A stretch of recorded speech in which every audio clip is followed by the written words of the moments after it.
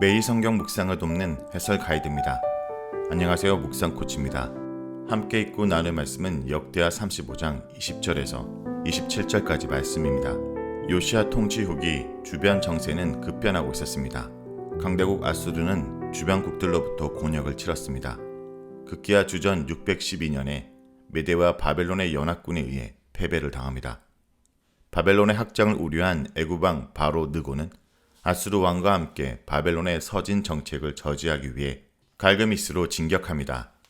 반면 반아수르 노선을 고수했던 요시야는 느고의 통과를 지지하고 무깃도로 향하게 되고 그곳에서 느고에게 치명적인 부상을 당하게 됩니다. 20절에서 27절 읽겠습니다. 이 모든 일 이후 곧 요시야가 성전을 정돈하기를 마치기에 애굽 왕 느고가 유브라데 강가에 갈그미스를 치러 올라왔으므로 요시야가 나가서 방비하였더니 느고가 요시야에게 사신을 보내어 이르되 유다 왕이여 내가 그대와 무슨 상관이 있느냐? 내가 오늘 그대를 치려는 것이 아니요 나와 더불어 싸우는 족속을 치려는 것이라. 하나님이 나에게 명령하사 속히 하라 하셨은즉 하나님이 나와 함께 계시니 그대는 하나님을 거스리지 말라.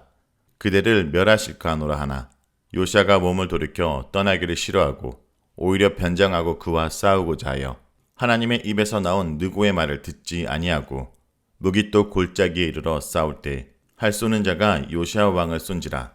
왕이 그의 신하들에게 이르되 내가 중상을 입었으니 나를 도와 나가게 하라.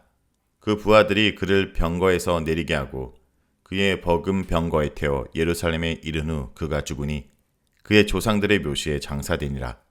온 유다와 예루살렘 사람들이 요시야를 슬퍼하고 예레미야는 그를 위하여 애가를 지었으며 모든 노래하는 남자들과 여자들은 요시야를 슬피 노래하니 이스라엘에 규례가 있어 오늘까지 이르렀으며 그 가사는 애가 중에 기록되었더라. 요시야의 남은 사적과 여호와의 율법에 기록된 대로 행한 모든 선한 일과 그의 처음부터 끝까지의 행적은 이스라엘과 유다 열왕기에 기록되니라. 20절은 역사적인 배경입니다. 요시야의 행적을 신앙개혁의 관점에서 서술한 역대기는 이제 요시야의 최후에 대해 언급합니다. 20절의 이 모든 일은 왕위에 오른 지 18년째 되던 해를 가리킵니다. 요시야가 무깃도에서 급작스러운 죽음을 맞이한 해가 주전 609년이기 때문에 종교개혁 이후 약 13년의 시간이 경과한 시점입니다. 역대기 기자는 이 모든 일이라는 표현을 통해 요시야의 죽음이 그가 해야 할 일을 다 수행한 이후에 찾아오게 되었음을 암시합니다. 요시야의 죽음은 애굽 왕 느고가 유브라데 강가에 있는 갈그미스를 치기 위해 올라간 사건이 결정적인 계기가 됩니다.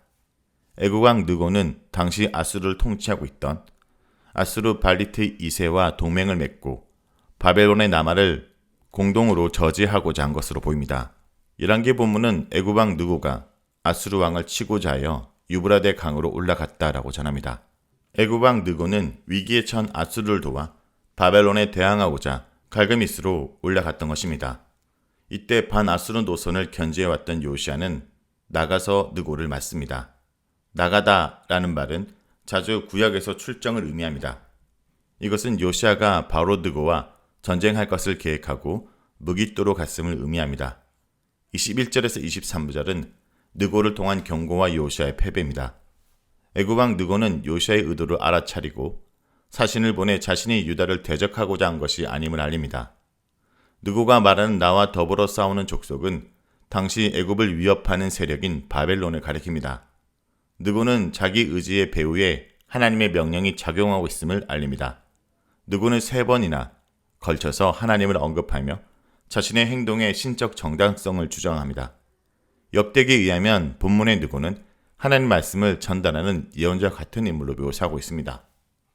요시야는 느고의 경고를 무시하고 싸우고자 합니다. 그는 무깃도의 골짜기에서 활 쏘는 자에 의해 중상을 입습니다. 요시야 왕의 신하들이 그를 왕의 병거에서 자신들의 병거로 옮겨 신고 예루살렘으로 급히 달려갔지만 요시야 왕의 죽음을 막지는 못합니다. 역대 기자는 요시야의 죽음의 원인을 그가 하나님의 입에서 나온 느고의 말을 듣지 않았기 때문이라고 설명합니다. 다시 말하면 요시야가 느고를 막는 것은 하나님의 뜻을 거스르는 행동이었다라는 것입니다. 역대기에 의하면 여호와 하나님은 온 인류 역사의 주관자로 심지어 이방 왕까지 말씀을 대언하는 예언자로 쓰실 수 있는 분입니다. 예전에 하나님께서 이방인 발람 선지자를 사용하셨고 느부갓네살 왕과 고레스 여호와의 종으로 소개되기도 합니다. 요시아의 죽음에 대한 역대기의 해석은 열왕기의 본문과 큰 차이를 보입니다. 열왕기에서는 요시아의 때이른 죽음을 그로 국가적인 재앙을 피하도록 하게 하신 하나님의 은혜로 간주합니다. 그렇지만 역대기 기자가 이것을 수용하기는 어려워 보입니다.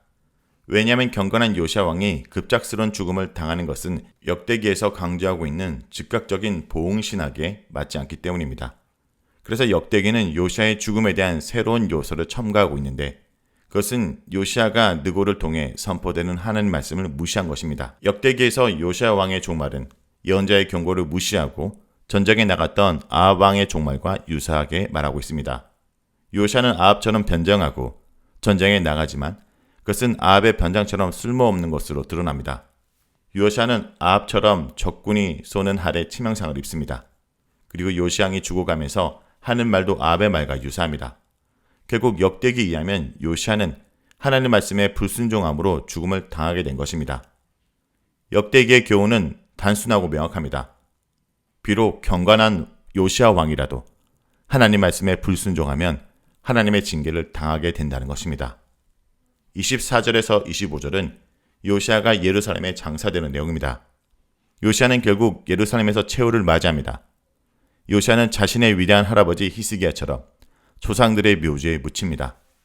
열왕기 본문은 요시아가 무깃도에서 전사된 것으로 보기도 합니다. 그리고 매장지도 역대기와 달리 열왕기는 그의 무덤입니다. 이런 차이는 역대기 기자가 요시아 왕의 죽음을 영광스럽게 묘사하려고 했기 때문입니다. 역대기에 의하면 왕이 장사되는 장소는 그 왕에 대한 저자의 평가를 반영하고 있습니다. 요시아 왕은 히스기야 왕처럼 하나님 앞에 의로운 왕으로 평가됩니다. 본문에 의하면 요시아의 죽음에 대한 사람들의 반응도 세 가지입니다. 먼저 온 유다와 예루살렘의 모든 사람들이 요시아의 죽음을 슬퍼하고 애곡합니다. 그리고 예레미야는 요시아를 위해 애가를 짓고 노래합니다. 예레미야 선지자는 요시아 왕의 개혁 정책을 지지했던 사람으로 누구보다 그의 죽음을 슬퍼했을 것입니다. 마지막으로 노래하는 남자들과 여자들이 요시아의 죽음을 슬퍼하며 노래합니다. 요시아의 죽음으로 다윗 왕국의 회복에 대한 희망도 종말을 고한 것처럼 보입니다. 그렇지만 그 희망은 죽지 않고 단지 연기될 뿐입니다. 26절에서 27절은 맺은 말입니다. 역대기자는 요시아의 통치를 마무리하면서 요시아의 행적을 요약적으로 소개합니다. 율법에 대한 요시아의 순종을 확인함으로써 요시아의 행적을 마무리하고자 합니다. 요시아의 삶은 율법에 기록된 대로 행한 삶이라고 평가됩니다. 여기서 요시아의 개혁 정책이 철저하게 율법에 따라 이루어졌음을 다시 한번 강조하고 있습니다. 요시아는 평생 하나님 보시기에 정직하게 행했고 대제사장 hil기야를 통해 성전에 발견된 율법책에 기록된 것들을 지키려고 노력한 사람입니다. 요시아 왕의 유일한 실수는 애굽왕 느고를 통해 하시는 하나님 말씀을 거역한 일입니다. 끝으로 요시아 왕의 행적이 이스라엘과 유다 열왕기에 기록되었음을 밝힙니다. 자, 여기까지가 역대하 35장 20절에서 27절까지 말씀입니다. 오늘 말씀을 통해 우리는 무엇을 묵상하고 적용해야 될까요? 원수를 통해서 하나님은 말씀하실 수 있으십니다. 애굽 왕인 느고가 이스라엘을 통과해서 바벨론과 싸우러 가는 길을 요시아가 가로막습니다. 느고는 요시아와 싸울 의사도 없고 하나님이 함께 하신 일이니 방해하지 말라라고 말합니다. 요시아는 그 말이 하나님 말이라고 인정하지 않고 싸우다가 끝내 전사합니다. 하나님은 나귀를 통해서라도 깨우쳐 주시는 분입니다. 하나님은 의로운 사람만 아니라 내가 싫어하는 사람을 통해서도 말씀하실 수 있다는 것을 기억하기 원합니다. 어느 누구의 말을 듣더라도 그 말 속에 하나님의 뜻을 다시 한번 생각하고 묵상하는 영적인 분별력을 주도록 오늘도 기도하기 원합니다.